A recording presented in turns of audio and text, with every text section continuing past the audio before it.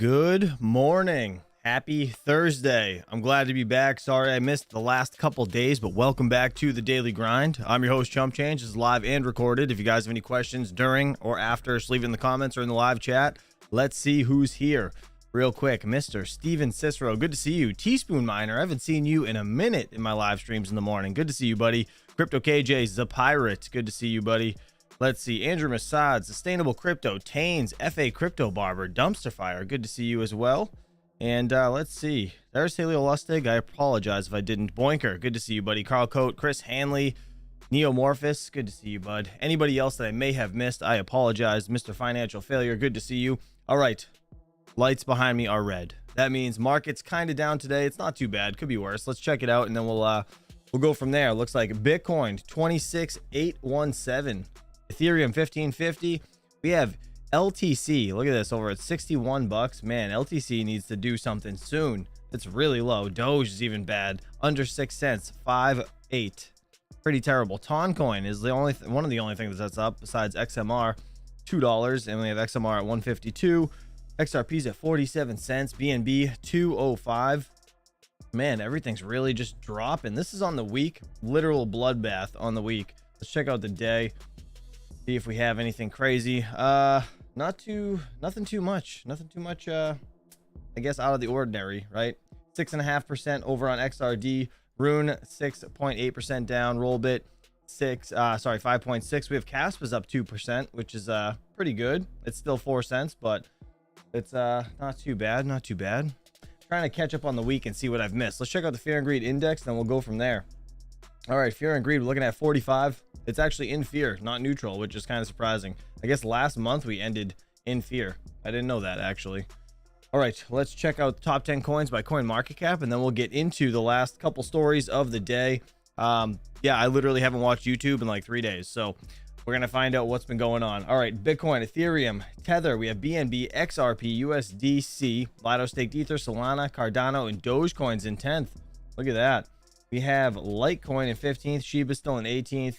Everything else, that is, yeah, everything else looks pretty normal. Let's check out real quick, just because we are mainly a crypto mining channel. I do want to check this on the daily now, pretty much every day, just to see what the most profitable miner is, at least according to mine, the ASIC.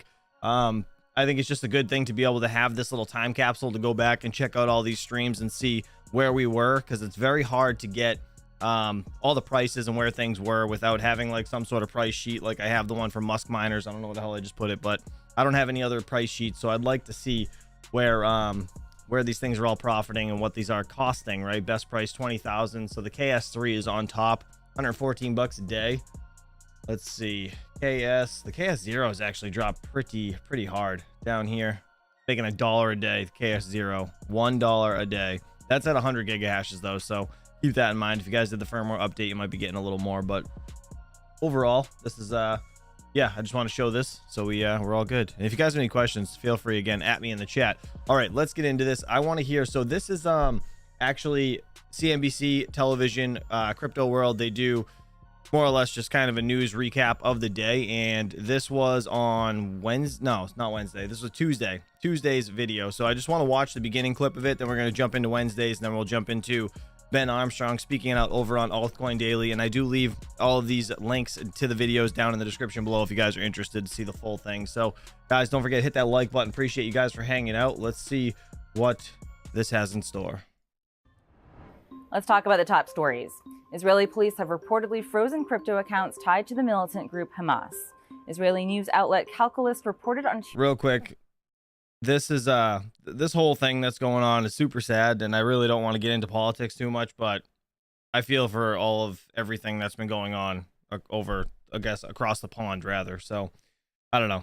If you guys have anything to say about it, let me know in the chat. Tuesday, the authorities cut off access to crypto accounts used to raise funds through social media. Authorities told the outlet they were able to freeze the accounts with the help of Binance. This, of course, comes after Israel's Prime Minister Netanyahu vowed war against Hamas after surprise attacks over the weekend killed hundreds. Here in the US, as part of the CFTC's lawsuit against Binance earlier this year, the agency pointed to messages where the exchange's compliance chief allegedly brushed aside concerns of money laundering and criminal activity, including from Hamas. Let's also catch you up on the latest in the Sam Bankman-Fried trial. It's day 5, and we just wrapped testimony from Gary Wang. SBF's attorneys questioned Wang today about Alameda's net asset value in June of 2022. That's the value of all its assets minus its debts. Wang told the court he was relieved that net asset value was positive, which means that Alameda's debts seem to be covered by other assets. Now that Wang's testimony is done, we're hearing from star witness Caroline Ellison, the head of Alameda Research, who pleaded guilty to fraud and conspiracy back in December. Prosecutors began by asking her if she committed fraud, to which she answered, "Yes, we did." When asked who she was referring to, she said, "With SBF and others." Ellison claimed that SBF directed her to commit crimes, saying that Alameda took several $billion from FTX, and Bankman-Fried allegedly set up the system to steal funds and directed the use of customer funds to repay loans. After prosecutors finish their questioning, SBF's defense will get their chance to cross-examine Ellison. For our main story, Crypto World's Talia Kaplan spoke with Kyla Curley, partner at global advisory firm Stone Turn. Yeah, I'm going to skip that. I don't think that really matters. If you guys want to watch that, full link is in the description below. Like I said, I just want to catch up on this Caroline Ellison and BS that she's speaking out on Sam Bankman-Fried, because there was a point where she was, all over it. And now she's just kind of throwing him under the bus like, F you, dude. I don't want to be in jail with you. So let's see what else she has to say about Sam Bankman-Fried making her mishandle funds. Okay, let's jump right into the latest on Sam Bankman-Fried's criminal trial. I'm outside the courthouse as we enter the second day of testimony from Caroline Ellison, the head of FTX's trading arm, Alameda Research. Ellison ended yesterday by talking about Alameda's debt as it stood in late 2021. She told the court that the company had $9.4 billion in debt and only $8 billion in liquid assets. Now, despite— How does that even happen? $9.4 billion in debt and only 8 in liquid assets? What? How does that happen? the shortfall, she claimed that SBF wanted to pursue $3 billion in venture investments into crypto companies like BitHum and IEX. Ellison concluded at the time that if they went through with those investments, there was a 100% chance of not being able to repay their loans in a downturn. SBF allegedly suggested they restructure some of the firm's loans to mitigate risk, but even with those options, Ellison said the risk of non-payment was around 30%, which she was uncomfortable with. After those revelations yesterday, prosecutors picked back up today by asking about those loans. Ellison said she was in a, quote, constant state of dread as lenders began recalling their loans in the midst of the crypto sell-off in June of 2022. She claimed that SBF told her to repay those loans using Alameda's line of credit from FTX. She also said that Genesis, one of Alameda's lenders, asked for an updated balance sheet, and Ellison said that she brainstormed alongside SBF, Gary Wang, and Nishad Singh on ways to make the balance sheet look better. Ellison claimed that SBF ultimately chose to send a balance sheet that concealed those customer funds. Jeez. For our main story, Crypto World's Jordan Smith spoke to Josh Frank of The Tie for his take on the trial. They also talk about the state of the industry. I kind of want to listen to this. If you guys get bored, let me know. We can always change it up. Dan R said, hey, Chump Change or anybody else, I got to use Bitmain L3 that the last owner got it hashing at 500 mega hashes at 585 watts. Nice. That's pretty good. Which it does at the wall. He said he got it for $48. Holy shit. You got an L3 for $48? Congrats, buddy. All right, let's get back into this. If you guys have any questions, add me in the chat. Right now, we have Caroline Ellison on the stand giving testimony for things that we've never heard before in the state of FTX in the months and years leading up to its collapse. Is there anything that stood out to you that she said in the courtroom that maybe we haven't heard before or was revelatory? One of the things that we saw a few minutes ago come out, though we haven't gotten any more detail beyond just the initial headline, is this idea that FTX was actually manipulating Bitcoin's price below $20,000 using customer deposits.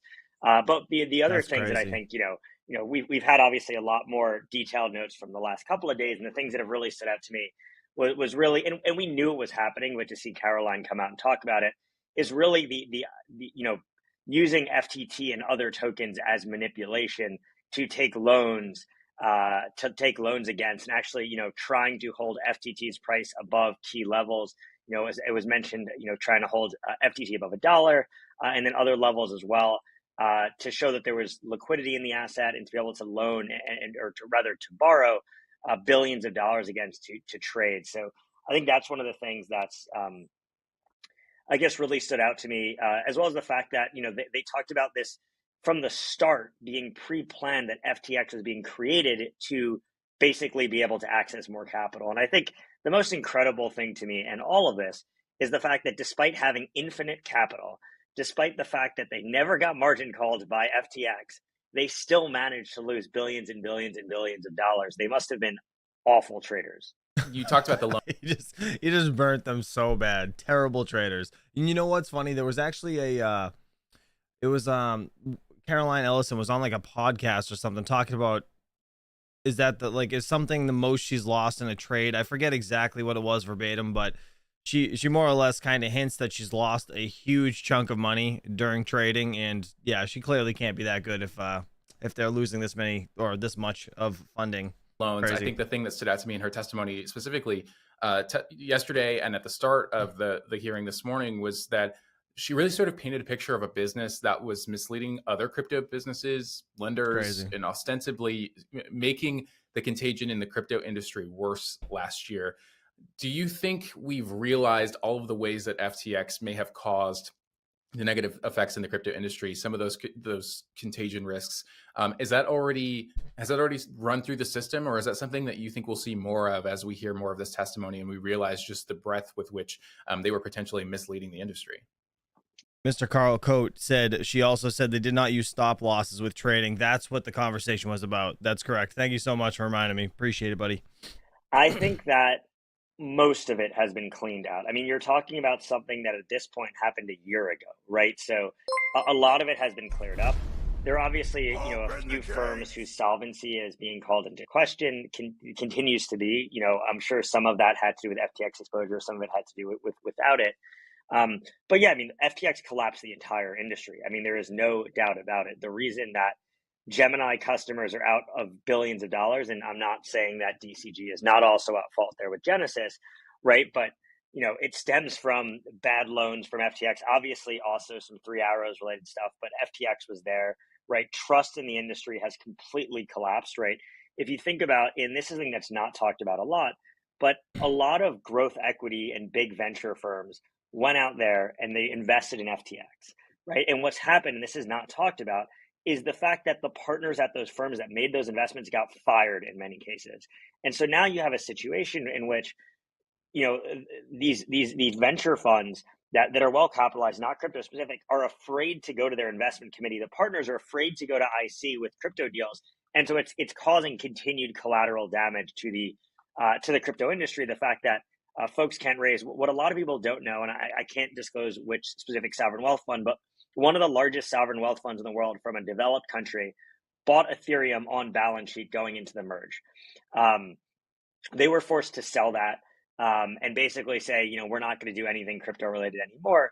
And there are just so many instances like this. So it's not just what is happening with crypto companies that are in the market today and having collateral damage on their balance sheet or other things. It is the continued inability of the space to raise capital and to bring new money in because of the lack of trust that people have in crypto and because people are afraid. On the face of it, this trial is about misappropriation of funds, which is by no means a crypto specific issue. But I am wondering how the industry moves beyond some of those issues that you just brought up. I mean, how do you take a learning lesson from this trial or from the collapse of FTX and sort of assuage some of those concerns? I think one of the things that comes up for me is FTX and Sam Bankman-Fried is really sort of the idea that this one man is the white knight of crypto. It's the notion that one person is going to save the industry. Is it time for crypto to move beyond that? Is that the learning lesson here? How do you make sense of what happened and what's coming out in this trial and move beyond it? Yeah, I mean, it's clear that idolizing somebody isn't usually a good idea. Obviously, like with Theranos, Elizabeth Holmes was completely idolized as well, right? In their situations. And to your point, this isn't crypto specific, but it paints a really bad picture on the crypto market. In terms of what's needed to rebuild trust and to get the industry on the right footing, we need to build technology and solutions that are institutional grade, and we need to have institutional grade service providers come into the market to get institutions to be willing to operate in the market. I speak on a day-to-day basis with, the top 5, 10, 50, 100 hedge funds, asset managers in the world, and their concerns are, where do I hold my assets? Where can I feel comfortable custodying my assets? I want to make sure that I'm comfortable with the counterparty that I'm trading against. We need to go back to answering these fundamental questions in order to rebuild trust in the market. I mean, another thing which no one talks about, but which is real, is a lot of the biggest hedge funds in the world were trading crypto. Before the FTX collapse, they weren't trading outside capital, they weren't trading their LP capital, but they were trading the partner's own capital, with the idea that they would eventually go from trading partner capital to managing outside capital, launching crypto strategies and things like that. Now, not only are they not launching external crypto strategies, the partners themselves are like, get my money the hell off of Binance. I mean, I've heard that from some of the biggest funds in the world. They're like, I don't want exposure, right? And so what's needed in order to rebuild trust is traditional institutions coming to the market. Before I let you go, I personally think that has a lot to do with CZ and Binance itself. I don't know. Something about it just makes me feel like he's super sketchy, and just him being tied into the involvement of, I guess, FTX coming to light and the BS that was going on behind like the scenes, I guess, that he seemed to know about, because he's kind of the one that threw them under the bus or caused the whole collapse to start snowballing, right? It makes you think, like, what else does he know that he's not telling you, or that he's doing maybe in the background that he's not telling us, I want to change gears for just a second. I think I'd be remiss if I didn't ask about this. We're paying attention to what's happening in Israel in the conflict with Hamas. There were reports that crypto may have been used to fund the militant group Hamas, and that Binance may have helped shut down those crypto accounts. Hamas is the subject of U.S. sanctions, which brings up the question around how they're getting these funds and how easily. I'm curious for your take on how the industry addresses the concerns around sanctions violations and moving crypto illicitly. Yeah, I mean, it's a difficult question. I will say that the Israeli government is incredibly, and the Mossad are incredibly well prepared to deal with the issue. They have tracked a lot of these wallets. They're public. We also are happy to help and can provide that help. I think the crypto community has come together in support of Israel and has raised a ton of capital for Israel. It's an issue, but it's inconsequential, right? I mean, if you look at the amount of funding that's come, has been given to the Palestinian people and misappropriated by Hamas, as well as has been given from Iran and other entities to Hamas, that far outweighs the amount of money that's coming in via crypto. And I will add that crypto is not anonymous at all, right? The second you find an address of Hamas saying, hey, we're trying to raise money using crypto, you can cluster around that. You can find other addresses that are similar. We can find the exchanges that they're depositing money on. Crypto is a blockchain, and it's a completely transparent digital ledger. It's actually better. It's much better that they're trying to raise money using crypto than cash, because if they're raising money using crypto, we can find them. The Thai can find them. We're happy to help, right? There's other organizations that Chainalysis, Elliptic, others. That's not even our core business. We have the capability of doing it, right? So I think that yes, you might be able to get some money in via crypto. The question is just making sure that they can't get money out, right? Because if they can get money in, but that money can't be withdrawn in any way, it's useless, right? And so I actually, it's my perspective, it's inconsequential. And on top of that, it's totally traceable, it's totally trackable, and it will be stopped. Pretty neat. Okay, that's all for Crypto World today, but we'll be back again tomorrow. Yep, that is it. And look at this. I just want to show this lovely painting that the lady at the courts did.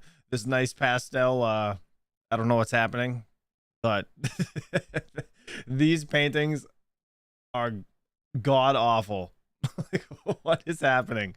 All right, anyways, let's I'm gonna hit that like button on that video. Appreciate Crypto World, CNBC television. All right, Mr. Ben Armstrong himself is gonna talk on his side of the story. I guess we've already heard TJ's side over on Altcoin Daily. He did a whole interview with him, and something about it kind of weirded me out. I'm not sure what's true or what's fake, but obviously you guys have seen the downward spiral with Ben Armstrong, and yeah, I guess we're just gonna have to see what he has to say, because I haven't watched really any of this. I kind of clipped through it a little bit this morning, but I just haven't had a chance to actually in-depth listen to it. So let's hear what this drama is like today, and yeah, we'll go from there. If you guys have any questions, add me in the chat. Let's do it. There's no truth to any of these allegations, and I will continue to say that. And I think that if it has to be proven in court, it will be proven in court, because every single thing has been misconstrued and everything is false when it comes to the things I've been accused of.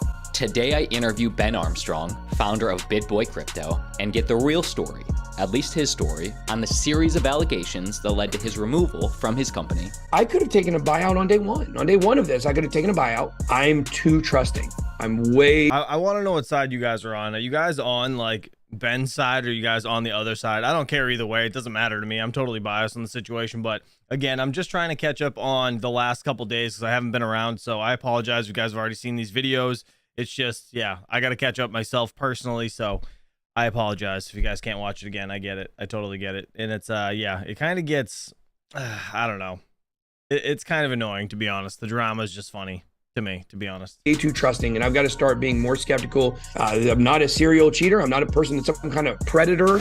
And Serial I asked cheater? Ben What's the that tough mean? questions. TJ was never into Bencoin. Like I'm just guessing, but that's probably true, right? The story that's been told about why Jay Chain's left the company is inaccurate. That's not what happened. Is there an operating agreement in your new company? Are you making the same mistakes? As well as discuss Ben's plans looking forward. But what I can say is I cannot lose. There's 0% chance I'm going to lose. 0%. I'll be back Do you guys think that's true? 0% chance he's going to lose? to the top of the influencer game. I think everybody knows that. Everybody knows I'll be back to the top of the heap. The value does not lie in the old channel. The He's value so doesn't really cocky. necessarily lie in my new channel. The value, it lies within me.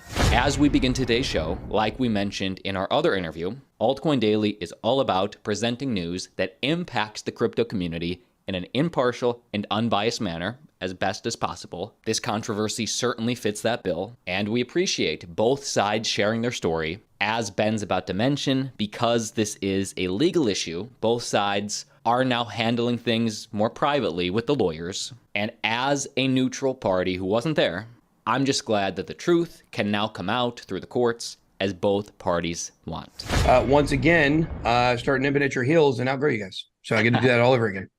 The race is on. The race is on. And right before we're Like, they just started the interview like that. Like, it's like, I'm starting nipping at your heels. Like, basically talking about growing his channel and getting to be a larger crypto influencer. And I heard this beginning, and it's such a like arrogant thing to start with. I don't know. about to do this interview, you told me, due to legal reasons, which I totally get, you're unable to talk about the majority of the case. Is that fair? Yeah, I mean, guys, everybody knows me. Like, everybody knows I like to talk. And I think people seeing this new side of me, that's like I'm actually listening to the legal advice at this point. I think it shows that this is very serious, and we are in a very good position to win. I'm like I've said a few times, I'm in a win-win-win situation here. People look at the momentum of my new channel, and they can see where all the viewers are going, and all the engagement and the likes and the clicks and the subscribers. I'm getting, I've had days where I've got more subscribers, in a day more than I've had in a day in 3 or 4 years. And so really excited. Hold on. I just want to, I just have to be devil's advocate here. Okay. So this is the old channel, Discover Crypto, right? This is what they call it now versus, BitBoy Crypto, whatever it was. It's 1.42 million subscribers. Let's go to, hold on, Ben Armstrong Crypto, right? This one, his new channel. 59.7 thousand of those people have jumped over to this channel and subscribed here. That doesn't, I don't know. That's like not even a tenth of the community jumped over. Just saying. Decide to continue to grow this channel and move forward and hit 100,000 subscribers. I know you guys put out something that said, like, the viewers of Altcoin Daily also watch these channels, like Ben Armstrong's, crypto. And I was like, man, is the only person without 100,000 subscribers on that list. I was truly honored. Ooh, interesting. That's right. We put it on Twitter. The top 10 channels our audience watch that also watch us. You were number 6. There was Coin Bureau, there's Banter, there's all these other people on there. Well, interesting because I just started it. Like, I just started. I'm already number That's 6. true. So, my community's been, Ben Nation, as we call them now. My community's been really great through all this, and that they came to where the brand was, and excited to kind of shed the BitBoy moniker and, be Ben Armstrong for now. And, a new book coming out. I got all kinds of stuff going on, and, really excited to continue to grow my own personal brand now. And just for a quick thing, that wasn't to like shit on him at all. That was just to say like that. I don't know. Yeah, you're obviously going to have that core amount of people that follow you, but I don't know how that's going to help you in court, to be honest. Ben, what scares me is that both sides adamantly think they're going to win 100%, and somebody's going to lose unless there's a settlement. You say you are definitely going to win, in your opinion? Oh yeah, for sure. There's I can't give away any of our legal our legal directions, but what I can say is I cannot lose. There's 0% chance I'm going to lose. 0%. What's the biggest misconception about you that came out of all this, you think? Like the audience at home, millions of people have watched your story over these last few weeks. What's the biggest misconception of you? I think the biggest misconception of me is that I'm about money. I'm not about money. Like, I think that's been very clear through all this. If I was about money, then I would have stacked tons of money up on the side and I would be fine right now. But I'm struggling financially, and I'm not going to be struggling financially for long. I mean, obviously that's not true. That's not true. You just effed up. Like, if you didn't put money on the side, you didn't think shit was going to go wrong. Doesn't mean you're not about money. The new channel started. We got sponsors lining up, and I've sold some assets and managed to get some money in my accounts and stuff. I get what you're saying. There was a time during all this where I had $4,000 to my name. $4,000 to my name. Of course, had a high dollar vehicle. Not even counting the one that was taken from me, but had my Dodge Demon. Obviously a car that I loved a lot. Dodge Demon, crazy expensive. Real quick, Leo Lustig said having a side piece isn't cheap. Yeah, I can imagine. And I had my Rolex, got rid of that. Like, certainly my family lives in a nice house, but like, guys, I don't want to rush and sell my family home. Like, even if I did it, it would take months and months and months to get that money in. And then we're dealing with all kinds of, situations of moving and uncertainty. And my family's been affected enough by this, for sure. The public humiliation has been outrageous. But I haven't been in a good financial spot. I mean, I have $20,000 behind on bills, and none of that is false. That's all 100% accurate. Anybody that has dealt with me in real life would be able to tell you, like, the fact is I set up a company to where anytime I needed money, I just asked for money and I got a weekly paycheck. And when that weekly paycheck stopped, it was a big paycheck. But when that weekly paycheck stopped, I didn't have any funds coming in. And so I've had to kind of, get back on my heels and now I'm back on my feet and excited to move forward. But I think this idea that people had over the years that I'm wearing Gucci because I'm all about money is not the case. Like, the fact is, I did have a lot of money. I had access to a lot of money. And most of those clothes were bought with, they were for the brand, right? So they were bought with company funds because it was wardrobe for the show and wardrobe for speaking on. It was an expense to write off at the end of the year. That's what he's trying to say. Speaking on stage at places and making appearances. And I got to look good for pictures, And so certainly, like, if you look at the kind of clothes I wore outside of maybe the Dolce & Gabbana get up I wore at the Dubai X or the Dub X coin party, for the most part, like, I'm wearing black shirts. Yeah, I might say Burberry, might say Gucci on it, but I'm just wearing normal black shirt that says Burberry or Gucci. He's like trying to like downplay it. Like, yeah, you spend too much money on that shit, bro. Just take responsibility for that part, anyways. Clothes. I'm not, certainly never got into the Richard Hart area of fashion. And I think what people need to see from all this is there was a miscalculation by everyone involved to think that I'm so desperate to be rich that I'll make concessions that I wouldn't have made otherwise. And that's not, guys, I don't give two craps about a car. I care about the Lamborghini because of the situation surrounding it. Like, I could get rid of that. I'll get another Lamborghini in the future. I'm not worried about that. When I'm at a better financial spot to where I'm not having to decide, like, hey, should I buy a Lamborghini or pay employees? Like, I never want to be in that situation. And so I think people have looked at this on the outside and looked at a lot of the surface things, whether it's maybe the cars I drive or the clothes that I wear, and they have a certain perception about me. But whenever anybody meets me in person, like, they'll tell you I'm the most down-to-earth, one of the most down-to-earth influencers you'll ever meet. Like, I love talking to people. I care more about the people, care more about my audience, care more about my family. I care more about, obviously, you need money to survive, right? So on a baseline level, you have to care about money in some regards. But my numbers my fashion, my cars, my bank account. None of that matters to me. What matters is I'm able to do what I love, which is get out here and talk to people. And I hope that that's really been what people have seen through this. And that's— he really hesitated to say none of that matters. Real quick, Crypto Frank, thank you for the $9.99 super chat. He said, every time I talk to someone and they look up and to the side, I believe they are lying. Every time he talks about himself not being a certain way, he does it. I don't wear Gucci, looks up to the side. Yeah, dude, that's so true. That is so true. And ESP Player 500X, I apologize if I didn't see whatever you're saying in the chat. There's a lot of people in the chat. Let's see. I'm late. Can I get a rundown? We basically just watched SBF news, Caroline Ellison kind of throwing him under the bus, and now we're just listening to Ben Armstrong's side of the story. So I apologize. That's why I'm pushing through here, because I could have taken a buyout on day one. On day one of this, I could have taken a buyout and walked away and maybe started getting more behind the scenes, because this, Austin, a lot of people in crypto that we've known throughout the years, at some point they shift to behind the scenes because the public life becomes a little bit too much and invites too much scrutiny.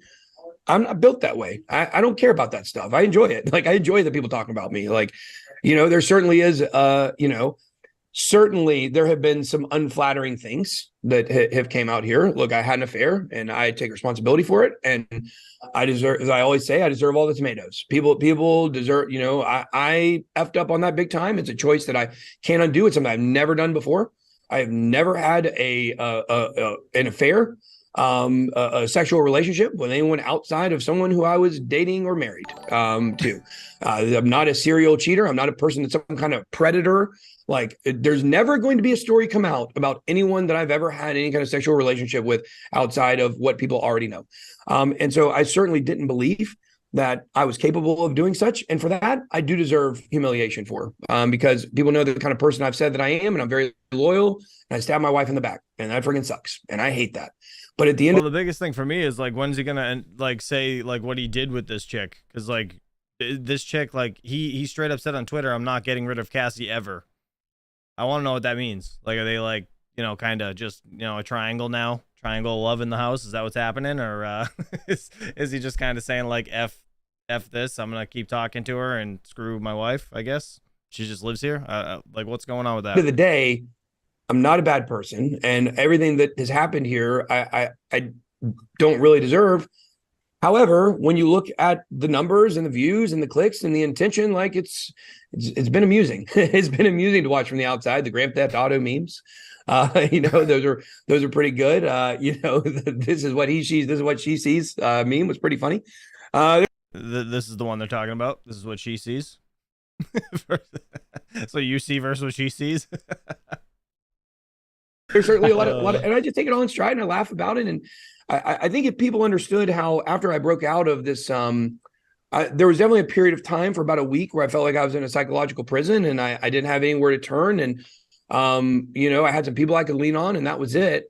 But once I came out of that, like, look, I'm taking this in stride, and I understand this is going to be the best thing. Like, this is going to end up, by the end of this, being a great thing for me. And it already kind of is. And I think that it's causing me to re-examine a lot of stuff about my life and re-examine a lot about the people that I trust. Like, that's something that has really been driven home to me, is I'm too trusting. I'm way too trusting, and I've got to start being more skeptical and more critical. I have to start setting things up in a way that, like, okay, I don't believe this person is going to try to screw me over, but they may. Like, I've got to think of it like that. And so that's never the way I've thought in my entire life. I always believe everything's going to be okay. And in general, I just feel like I've got a good outlook on life, and I've got an outlook on life that's a positive one. And I see myself, continuing to grow, and I'll be back at the top of the influencer game. I think everybody knows that. Everybody knows I'll be back to the top of the heap. Y'all got a big lead on me now. Y'all had a big lead on me before. Percentage wise, the lead you guys have on me now is much smaller than the lead that you had on me on the previous channel, when we first met. So I think there was 127,000 subscribers to like 6,000 subscribers. So, looking forward to, continuing to grow. And, I think that is that the dickest, like the most dick comment you ever heard in your life? Did he just kind of like say, I'm going to be bigger than you, more or less? That was kind of fucked up, actually. Not gonna lie. It's a misconception, though, that I care only about the numbers. I care so desperate to keep the channel. Like, I don't care about that stuff. What I care about is I got me and my audience and my family and the people around me that I love and care about, and my friends in this community that have shown themselves to be true friends. Those are the things that matter to Ben Armstrong. And speaking in third person, obviously. One compliment I want to give you, which I just think has become so much more obvious to me in this last month, so much more undeniable, I should say, is that whether you're at your high highs, meaning talking about something you love, crypto, in the daily live streams, or at the low lows, having that run in with the cops, you're an on-camera talent. Like, you're entertaining. Like, like that's something they can never take away from you. So, I mean, I do give him that. He's very entertaining. And I mean, I don't know how he is off the camera, but some of the things are kind of cringy, but other times, like, you side with him. So it's kind of weird, but yeah, he is super entertaining. Like, when you say you're going to build up a new channel, like, do you think the other channel, do you even want the other channel anymore? It's like hemorrhaging views. I will tell you, no matter how this proceeds, I'm never making another video on that channel. Even if I get everything back, never, except, like maybe a channel trailer just to keep it alive and explain like what happened. I'm gonna say that if he gets that channel back, he probably will start making videos on that channel again and just rename it and transfer it, because it's way easier to keep all those subscribers than try to gain 1.5 million, subscribers. It's there's no way. But I have no plans of using that channel going forward, no matter what happens. There's no way you'd give it up. If I were to get everything back, I have plans. But this is my channel going forward, and there's no doubt, and there's no going back on it. There was a time where if I would have gotten everything back, and that channel had momentum, that I was going to go back to BitBoy and I was going to keep it going. And that's why people might have seen some conflicting statements by me, right? Like, on one hand, I said, like, that channel was over, and I was taking a new over for me and taking a new moniker, my actual name. And then there was a time where I said, guys, that was really me just kind of sitting back. Like, of course I want to get it back. I am BitBoy. But now we progressed to somewhere different, which is I've gone through kind of a realization about where the value lies for me. The value does not lie in the old channel. The value doesn't really necessarily lie in my new channel. The value, it lies within me, and everywhere I go, there I am. And so I'm going to bring the value everywhere. Like you said, guys, I was a YouTuber before YouTube was invented. Like, it's always been the Ben Show for me, and I think people around me would attest to that. And I don't mean that from a standpoint of, guys, I just got a big personality. I've always had a big personality. I was always in trouble in school. Like certainly my later years, it was for bad stuff, that I got into as an older teenager. But even from the time I was in kindergarten, I was getting sent to the principal's office. Why? For talking and doing things for attention, And I think that, maybe circus clown was something that one of my teachers told my mom I should be when I was older. But YouTuber wasn't invented yet. And thank you, thank the good Lord, the YouTube did come out, because I don't think I would look good with white paint on my face. I'm already pale enough. I want to talk about your I see you can relate to that. Are you sure it's paint? Dude, nobody's paler than is what they tell me. In the bull market, I'll get a tan. But I want to talk about your new channel. But before we do that, I understand this final question. You can't talk that much about specifics, but out of all the allegations that the other party made about you, misappropriation of funds, a physical assault, all that stuff, your message is that they're untrue, correct? Like, the audience, absolutely, Team Ben, absolutely, 100%. I will never back down off of that. That there are, I would just say that there have been some liberties taken with the telling of these stories. Great liberties that have been taken.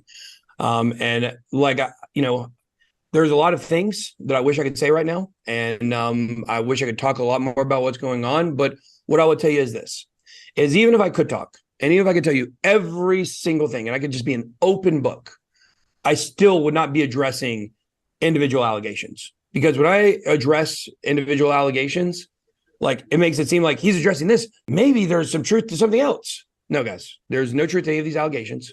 And I will continue to say that. And, I think that if it has to be proven in court, it will be proven in court. But I don't want to give credibility to any of the things that have been said, because every single thing has been misconstrued and everything is false when it comes to the things I've been accused of. And obviously, dude, the thing is, I feel like the real winners in this are going to be the lawyers, because it's a he said situation for an outside party. The lawyers are getting all the money. Is there any chance, do you see any chance of a reconciliation where somebody doesn't get zero in your mind? Is there any chance of meeting in the middle? Sure. Yeah, sure. I think so. And I think that I would have told you that last week. I wouldn't have said last week that there was any chance for any kind of negotiation or buyout. But at this point, we all know where the value is, and the value is over here. So why do I care? Why do I want to go on and on fighting over the value that I've already brought to my new channel? So what I would say is good luck to everybody involved, trying to do it without me. Good luck. But that doesn't mean that I am definitely going. All I'll say is right now, there's a lot of options on the table. There's a lot of things that are going on in the background that people aren't aware of. And I'm looking forward to a lot of these things playing out. And I look forward to just moving on from this one way or the other. And I think that everyone sees, where the success is going for me. And that's all I'm trying to focus on right now. I just want to show you guys this. So I'm looking real quick at these views here. Okay. So looking at the videos over on his old channel now, that's called Discover Crypto again. So they have 1.4 thousand views, 3.9 18 hours ago, 5.5 a day ago, 3.6. It's really not that many views actually, now that I'm looking at it. And then looking at his channel, his new channel, right? Ben Armstrong Crypto videos. Let's see. 12,000 views, 27,000 views, 29,000 views, 37. You know what? He's actually right. He's not wrong. He's not wrong on this. They can't break 10K. This one right here, 10K. Wow, that's brutal. That's brutal. And just so you guys know, this is let me see. Let's scroll back to when he was still here. So look at this. Yeah, 10,000, 20,000, 15,000, 70K when he was there. Yeah, there was a lot more money coming in on this channel when he was there. That's wild. That's crazy to look at. And sorry, guys. Again, I'm catching up. I haven't been here the last 2 days, so I apologize. This is kind of beating a dead horse, but that's crazy, actually. Talk about your new channel. You're doing the morning live streams, or why should somebody subscribe? What do they get by subscribing to you? Me. That's why. But guys, we're going back to the grassroots of the channel. I got to where I wanted to have guys, I love ESPN. Well, it kind of sucks now, but it used to be really great, before they fired everybody. And I mean, that's a good example of how the people that you have matter in entertainment. And on ESPN, they went through massive firings a few years ago, and those things matter a lot. When Mike and Mike, the morning show there, broke up, I don't give a rip about who. They've had 17 different hosts try to replace them. You can't replace Mike and Mike. They were eternal. They were sports talk radio. Kind of in there's other, people out there that are seen as their brand, and they move on, and people try to come in after that and do something with it, and it doesn't work. And so, for me, realizing my own value and where I stand with things, I think that it's been a bit of an awakening for me to realize that I'm the person that made the whole thing go. And on the new channel, people are going to get all the stuff they got on the old channel delivered differently. I don't want to go back into super high level production value and quality. Do we want to put out crap? No, absolutely not. But I mean, we got a small team here. We're small. We're fit. We're lean and mean over here is what we like to say. And we have our new world finance, we can talk about in a minute, but it's a power alliance of some crypto creators. And we want to see that go forward, but we're not going to get caught up in the fancy editing, because you can go watch a lot of channels, a lot of crypto YouTube videos that are being put out right now. And structurally, they're great videos. The editing is great. The scripts are great. The information is good. I may not say great, but it's good. But those videos aren't getting watched because a long time ago, people realized, people were tricked by production value. You used to think that the higher the production value, the better the content. And I think we've hit a reversal there, right? Where it's actually started going the opposite way. I mean, look what you guys do. Like your production value is not 100%. And that's by design, 100%. Yeah. Yeah. And so we're going back to being more real on this channel. I've gotten to a point, and it's crazy, Austin, is my numbers stalled out after the bull run. It's so weird. Like somehow I started trending more than ever. Right. Like when I trend on Twitter, like I'll trend for like 2 months straight. At some point there were millions of tweets about me in an hour, and it's something that it has been entertaining to watch. But my fame, right? I'm not comparing myself to a real celebrity, but my fame in crypto and my fame on the outer fringes of how that touches mainstream, even though my numbers have not gone out dramatically, my fame has drastically increased. Like people recognize me more on the street, like now than they did in the heat of the bull run. And that's very interesting to me to watch. And it just kind of shows that, people care about what I think and they care about what I say and they want to be part of that. And so people are going to get all this shit. I didn't do that. I skipped forward a little bit or behind back. Blah. I went back too far. I meant to pause it. Anyways, so the views on his channel now, like I think what he's seeing, to be honest, is the fact that the views, views equal money, right? So the more views you get, the more money you're going to get. And over at his old channel, the amount of people they had there, they have to sustain like, the overhead of the company alone, just payroll, right? Every week you're paying, say, this guy $1,000, that guy $2,000 a week. Like it was probably literally bleeding the company because of the bear market. So now that it's a bull run or it's getting into the beginning stages of a bull run and he can start his own channel and you can see the views are flying in. He's only got 4 people to pay. I mean, production costs on him are stupid low right now. So he is definitely going to be making a lot more money. And this is probably why he's saying what he's saying right now, that he wants to keep it all, just between his like close knit or back to the roots or whatever he just said. So I don't know. Let's see what else he has to say. People care about what I think and they care about what I say and they want to be part of that. And so on my new channel, we're going to get back to me being the brand. Like I am the brand. Like I am Ben Armstrong. I am the brand. There's nobody, of course, AJ might fill in for me sometimes if I do absolutely have to leave, but it got to where I was barely on the other show. I mean, I was only there about half the time. I was traveling multiple weeks and, had a lot of good opportunities and made a lot of good contacts and relationships. And now we're getting back to where I am back on the channel and you're going to get me every single day. And, starting next week, we're going to be back to 3 videos per day, just like we always did. It's funny. 3 videos a day. That's insane. There's a sponsor that we've been talking to. And, I couldn't understand why they wouldn't sign on the dotted line to be sponsor on this new channel because the talks we had were very good. And what I realized after the conversation that was had with them, which was, oh, they haven't watched me from the beginning. So they're thinking that like, it's going to be a struggle for me to put out the same amount of content I was putting out before. Cause it's just me. And guys, it's not true. Like I was doing 2-3 videos every single day before I had anybody working for me and I was editing them all and I was doing all the thumbnails and all the titles. So I'm back to doing it. Like all those thumbnails you see on my channel, they're me. The titles, they're me. The video ideas, they're me. Of course, I have some input from Jay Chains and AJ on, what we're doing as far as content goes. And we talk about ideas sometimes, but we are back to where I'm doing everything on this channel and I love it. Like I remember I went to Sin City Crypto. I love Sin City Crypto. I went out there to their studio a couple years ago for the first time, maybe a year and a half ago. Can't remember exactly when it was. And I got back to my hotel there in Las Vegas, and I just loved what they were doing so much. And it just reminded me of the nostalgia of what it's like to build. And I got emotional. Like I got emotional thinking about like everything I had been through to build what I built. But yet I miss the early days when I was building. And of course, when you're in the early days, you're not making money. You don't love it. You're doing it because you have to, but there was a nostalgia about building. And so I am looking forward to being able to build this channel out. We've got a new panel show coming at 4 p.m. Eastern Standard Time, Monday through, I think we are going to do it now Monday through Friday. Next week, it'll probably be Monday through Thursday. And that's going to be a really cool show. We've got a great concept for that.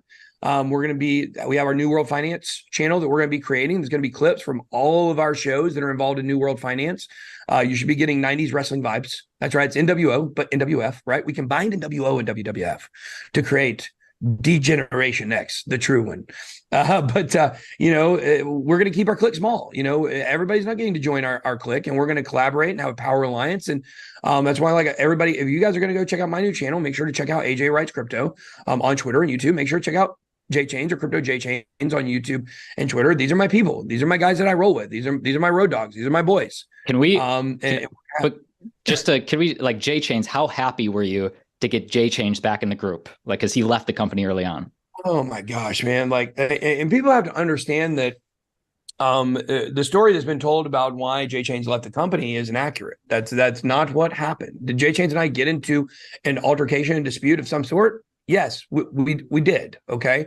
However, the fact was that is not why he left. He left a month later because of something totally different. And if he ever wants to tell the story about exactly what happened, like, he has the autonomy to be able to do that. Actually, I don't know. I think there was NDAs that were signed, so maybe he can't actually say it. But I didn't sign one, but I'm not going to put words into somebody else's mouth. But I always miss J Chains. I tell you, when I got back, we had a problem between the two of us. There was definitely a problem. And when he left, I was very sad about it. I begged him to stay, and he decided to leave. And when about 2 months after he left, I went down to the Bahamas and chased Sam Bankman-Fried all around, right? But when he was still free.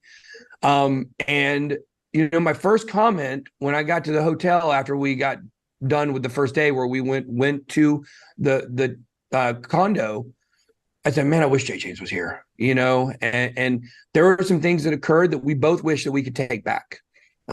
Because regardless of why he left the company or not, there was a change in our relationship at some point. And to be fair, J Chains, when I got back from the Bahamas, we went in November to Decentral.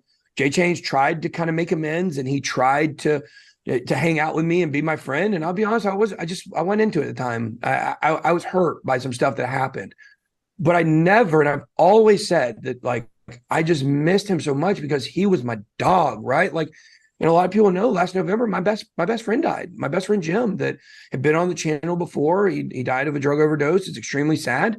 We met in rehab 15 years ago. We've been best friends. Like, we called each other brother, like, brother. He was my go-to guy. Like, that was my best friend.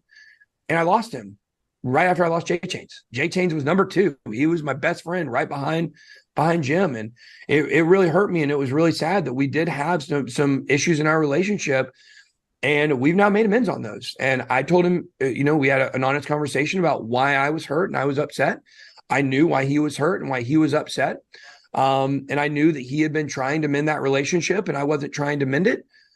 But because, like, there were some things I wanted to protect myself a little bit, because I'm too quick to forgive and let people back in. There's some things that we see now that are unforgivable, I believe, but I feel so great about having him back. Like, we picked up right where we left off. We said the boys are back, and they're obviously getting AJ to come over. That was a huge get from an outsider looking in. To me, it seemed that way. Yeah. Well, AJ is the most talented person. AJ and Frank are the most talented people that I ever brought in. And I saw AJ's talent from the very beginning. There were a lot of people that didn't see it, and I had to, like, kind of force, like, no, guys, like, trust me, he reminds me of me, like, in a lot of ways. Like, he has a lot of the same qualities and characteristics that I have. He has maybe a little bit more, I'm more like rugged, manly good looks. He's more like boyish good looks. Okay. We're both good looking guys. Okay. I did find out recently that some of the lady YouTubers are into AJ, which I didn't know. But we come from different places. Those lady YouTubers. We have a lot of similarities, but he's extremely talented. And I always knew he was going to be big, and I always wanted him up under me, as an apprentice. That's why he was my go-to person to film for me when I was gone. And so getting him to be able to come create content with me, not for me, but with me here at our new studio, it was absolutely huge. But with AJ, there was never a gap in our relationship. For me and J Chains, there was a gap where things were not the same with us as they were in the beginning. And so to have him back, it does feel a lot of reconciliation. My heart feels really good about it. And that's why, like, there's not two people in the world that I would rather have here working with me other than J Chains and AJ. And between the three of us, start up, pick the pieces, and we can move forward. And I hope that I hope they get rewarded for their loyalty to me. And what I mean by that is that people look at these people that when the times were hard, when the times were tough, and a lot of people were kicking me while I was down, it would have been very easy for Jay Chains to jump on. It would have been very easy. And he didn't.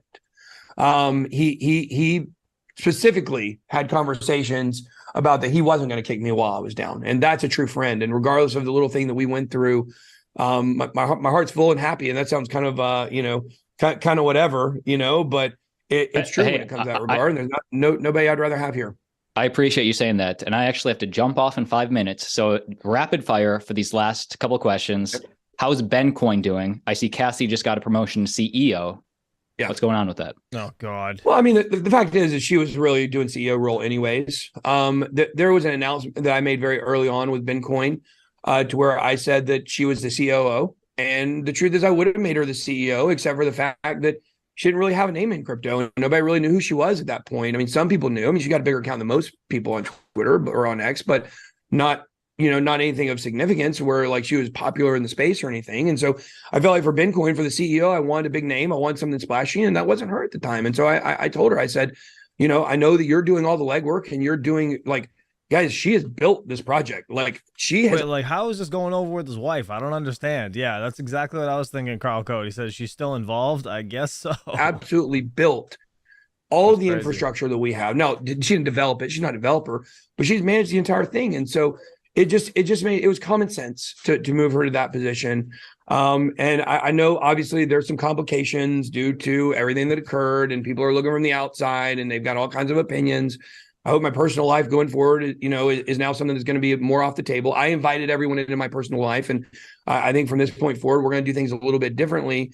But yeah, BenCoin's going to be fine. We have our V2 launch coming soon. Super excited about that. There's going to be some income generating things woven into that V2. They're going to push us to be able to, get our initiatives and push towards crypto adoption. And guys, what a better time to be at the bottom than at the bottom of the crypto sentiment, which is where this BenCoin BS. Like, I don't know.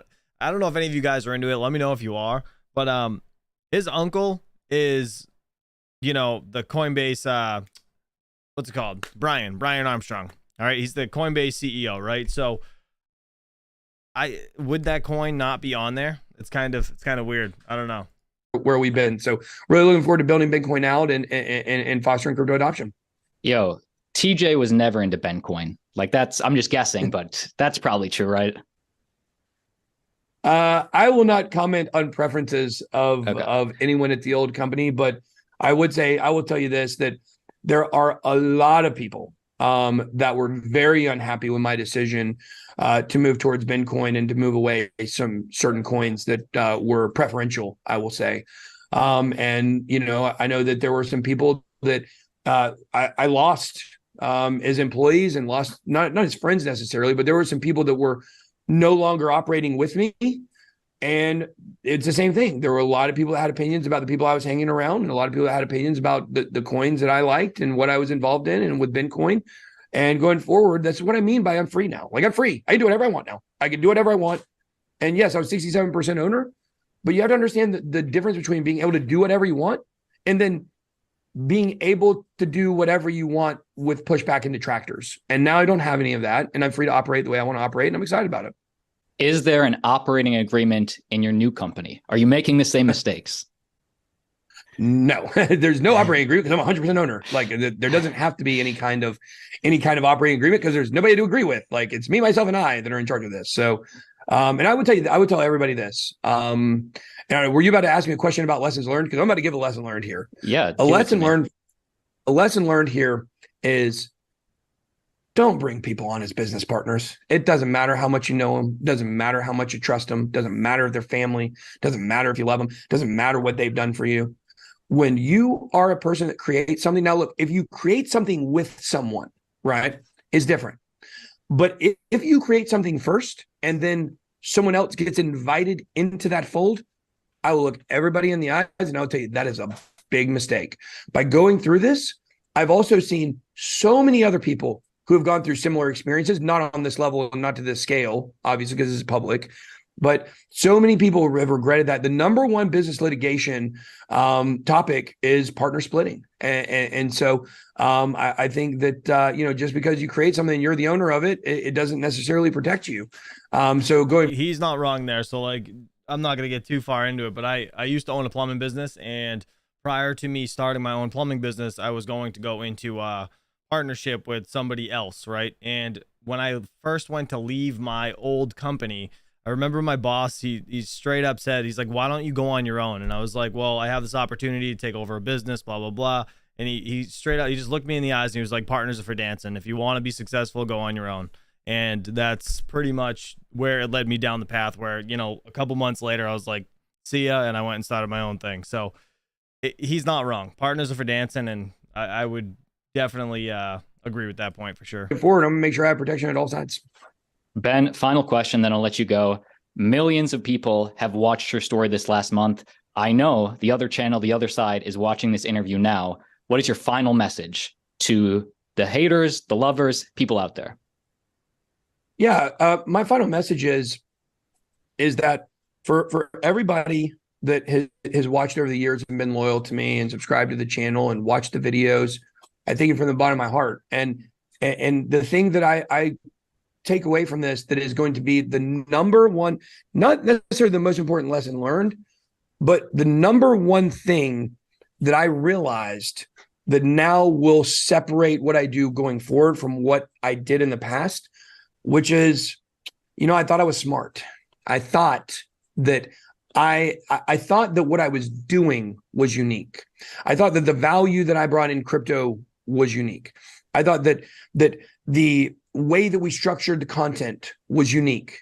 I thought I had a formula. I thought there was a formula to the success of BitBoy Crypto.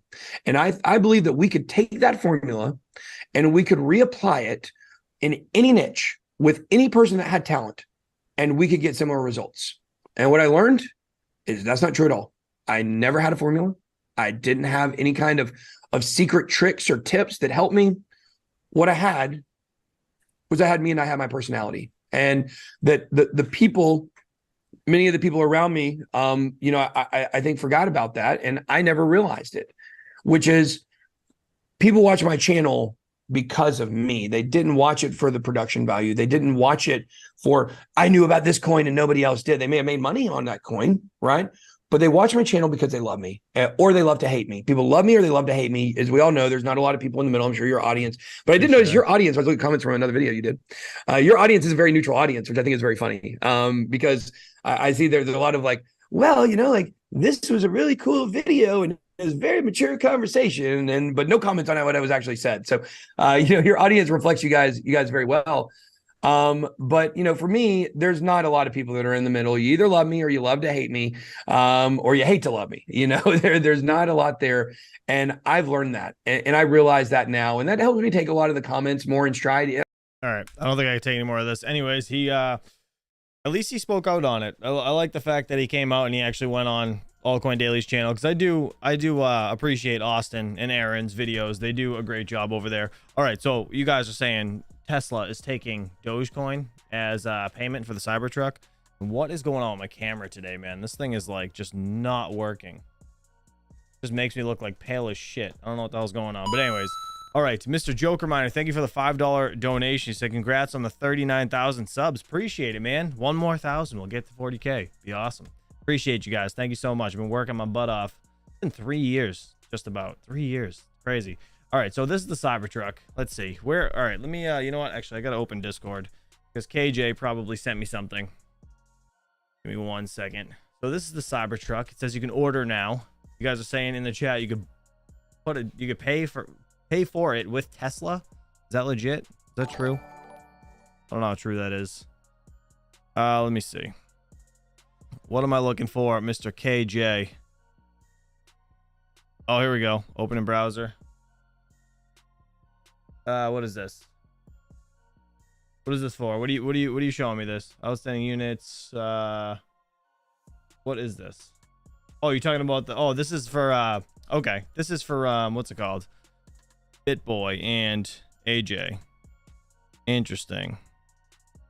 Interesting. All right, I'm not sure what that's about, but all right, let me see who was saying something about Tesla being able to take Doge in the chat. Cam is fine. The blood is draining from head due to. I apologize. I know it's tough listening sometimes, and again, it's people love him or people love to hate him, one or the other, and it is what it is. See, this says order with card though. Where can you pay with Dogecoin? Who said that? Because that would be freaking amazing. And why don't they tell you how much these cars are? They don't even tell you how much it is. They have a Roadster? What the hell's going on here? What? Reserve now? They have a Tesla Roadster? Man, I'd like to get a Tesla, but I just don't like cars, man. I don't want a car. I want a truck. And the Cybertruck's kind of I don't know. I don't know. That's crazy though. All right, let's see. Who was saying it? Who was saying it? You just bought a Model Y? Nice. And did you guys know that the whole thing was SE? Oh, is it Model 3? I thought it was going to be an E. So it's supposed to spell sexy, I guess. Just so you know. That's why he did the models the way he did, which is hysterical. So you just got the Model Y? It was like an SUV kind of? Nice. Nice. I know King just got himself one too. I think he got the Model S, if I'm not mistaken. Let me see, actually. Maybe he got the X. I don't know. King got one of these cars though, and he said he loves it. It's amazing. And I'm stunned that you don't have to do any maintenance on these things at all. None. Let's see. They can't do Model E because Ford owns the name Model E. Oh, that's what it was. Okay. That's why he did the Model 3. He would have did E, but yeah. Overall. Anyways, all right, let's see. I want to get, I wish they had solar panels on the truck if they had the Cybertruck. But dude, if you could pay in Dogecoin, it'd be amazing. I'll go turn on my L7 right now. All in on Doge. I want to know where you guys heard that. That's what I want to know. Tesla taking Dogecoin as payment. If I could spell. Let's see. And then we got to get out of here. But I want to see how legit this is. Dogecoin Tesla support. What can I buy from Tesla with Dogecoin? Look for a Dogecoin symbol next to the order button for Dogecoin eligible products. What? Next to the order button? What the hell is that? Hold on. They have a tent for this thing? That's hysterical. Next to the order button. All right, hold on. Model S, let's see. Is there going to be a Dogecoin symbol next to it somewhere? This can't be right. This can't be right. What's happening? Vehicle price. Weird. Huh. I don't know. I don't see. Elon still trademarked Model E, but they just won't use it. I gotcha. He did say trademark sexy, yeah. It says Tains. Let's see. Look at digital assets news video. Ellison just dropped digital assets news. I don't know if I'm gonna have time for that. Let me see. Digital assets? What'd you say? Digital asset news? I don't even know what this is. Oh, this guy? I've heard of this guy before. And you're saying timestamp 1557? Let's see. All right, we'll see. We'll see what it says. 1557. Oh, all right, let's payment see. method bridge. Now, this could be a joke from Elon Musk, but if it's not, that let me scoot it back a bit. Found this is on Twitter, where you can find everything, is that Dogecoin, as far as for in the code of the Cybertruck on Tesla, it says Dogecoin payment method bridge. Now, this could be a joke. Oh, that's cool. From Elon Musk, but if it's not, that's a pretty big play. And I've said before, let's see if this is still actually relevant. That's amazing if that's true. I would totally order that Cybertruck, though, to be honest. Yeah. Funny enough, I just wish there was Elon solar Musk panels. on his Twitter profile, and this is the right one, 159 million followers. He's got two logos. He's got X, Oh, shit. formerly called Twitter, and the Dogecoin logo. So I don't know if Dogecoin is something to be looking at, but if that was true about the Cybertruck and Tesla. Yeah, I feel like Dogecoin's going to be pumping hard now. What's Dogecoin even at? It was at 5 cents, right? It's under 6 cents. It actually dropped recently. So that's kind of, that's crazy. Yeah, it's at 5.8. 5.8 right now. Nuts. That is nuts. Well, hopefully it works out. Is what it is. All right, guys. I got to get out of here. Hopefully you guys have a great and happy Thursday. I'll see you guys bright and early tomorrow morning. 9 a.m. Not 9 a.m. Sorry. 8 a.m.-ish Eastern Standard Time. Probably 8:15 or so.